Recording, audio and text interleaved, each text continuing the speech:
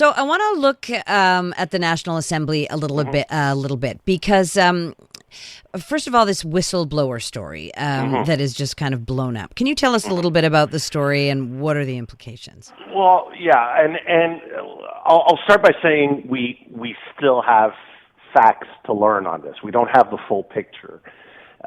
Just by starting by saying, is that person a whistleblower? Because that has a specific definition. But here what we know so far.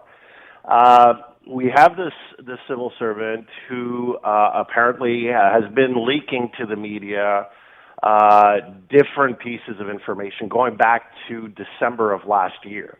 And I won't go too much into the details, but no, it's complicated. There's some of us might remember that back in December, Montsev Daraji, Liberal M&A, came out talking about blocks of hydroelectricity that Hydro-Quebec had promised to different companies, and he, the government, Christine Fréchette, who was then energy minister, was saying, well, there are still some blocks to be given, and then, the next day, Montsev Daraji came up with this document completely contradicting what Christine Fréchette had said in a parliamentary hearing.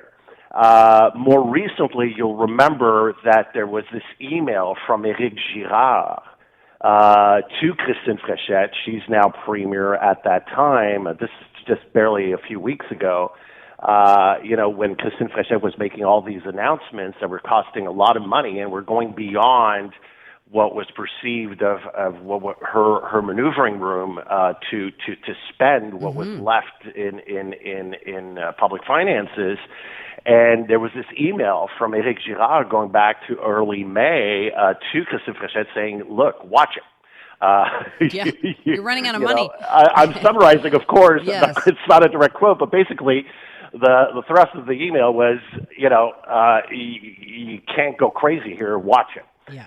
And I remember back then, when I saw this, I had the reaction many people had. I mean, it's not like there are thousands of people that could have had access to this email. And so what we now have learned is that a civil servant has now been fired for these leaks.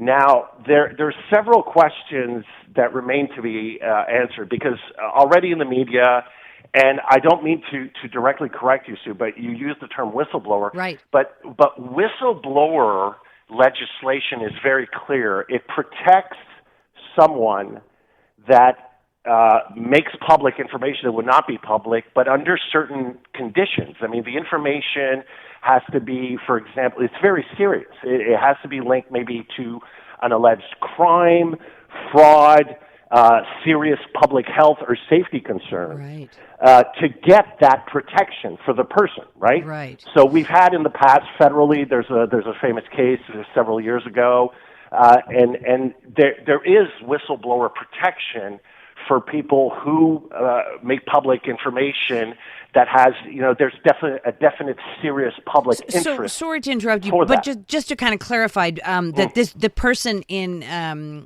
who has been identified by Radio Canada, who was fired, what he did, he's a chartered accountant apparently. Apparently, he went to the government multiple times. They refused to stop spending like sailors, and then he went to the media. So what you're saying is what he did would not qualify for protection under whistleblower. I'm just saying we have to ask that question first. Right. Mm-hmm. Because what he made public, what were the allegations is that he made public information, for example, on all the investments in lithium batteries, right, Northvolt and all that, saying that it did make sense, that him and others within the government, and that's what the Auditor General made public yesterday, is that all these investments, these which cost over $2 billion, $700 million of which went to bankrupt companies that are now bankrupt. There weren't safeguards, and there were people within government, within the bureaucracy, that were raising flags, that were saying, that were giving warnings. Maybe we shouldn't go so much into these companies. And so he is linked to that. He's also linked to that Éric Girard email. He's also linked to that Hydro-Quebec chart back in December about the blocks of denies electricity. leaking documents, right? He denies leaking documents. He denies, and so there's this whole. So he's been fired, and also what's happening is that there are questions about the procedure. Was the procedure respected before he was fired? Did he get a chance to answer the accusation? So there's going to be, and his union is going to get into it.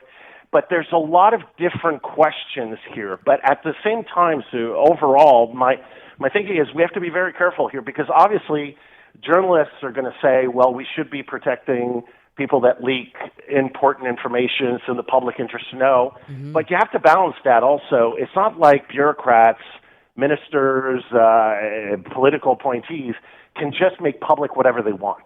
100%. That's the other side also. Yep. I mean, I was a cabinet minister. No, for sure. I was at M&A. I was thinking that too. I was like, there has to be some sort of confidence in the bureaucracy that not everything can be said just because one day a bureaucrat disagrees or is given an opinion that is not followed by the deciders. And the deciders ultimately are the ministers and the premier. That's it. That's how it works. Yeah. And sometimes we make decisions, elected officials make decisions that go against what bureaucrats have advised. Yeah. And so does that mean that every time there's a bureaucrat not happy with the direction, even if it's a bad decision, ultimately, is the bureaucrat always vindicated in saying, well, I'm going to leak whatever I feel I want to leak? Yeah. And so we have to be careful. There are whistleblower protections, but it's for certain types of information. It's defined in the law.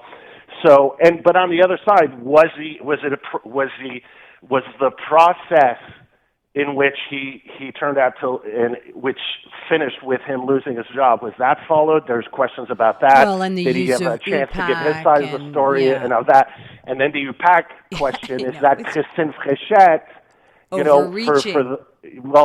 by calling the UPAC into this to do an investigation. So there are a lot of moving parts. It seems complicated, but at the end of the day, I think the bigger question is, hold on a second. There has to be some sort of confidence with the bureaucracy saying, okay, ultimately the people that call the shots are the people that have been elected by the people.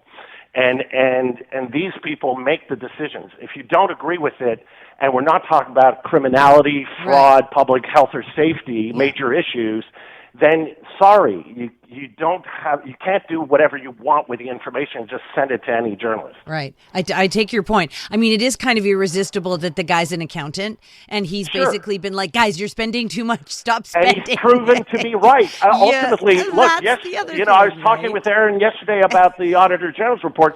I agree. It's total incompetence, what the spending, and yet, like you said, they spent like drunken sailors. Exactly. And they're Whoa, I didn't say drunken. Oh, I'm adding it. Okay, my bad. See, I didn't quote you right. But the idea, Sue, is that no, there was total incompetence. There was no guidelines that were followed. All the basic rules of governance were not followed.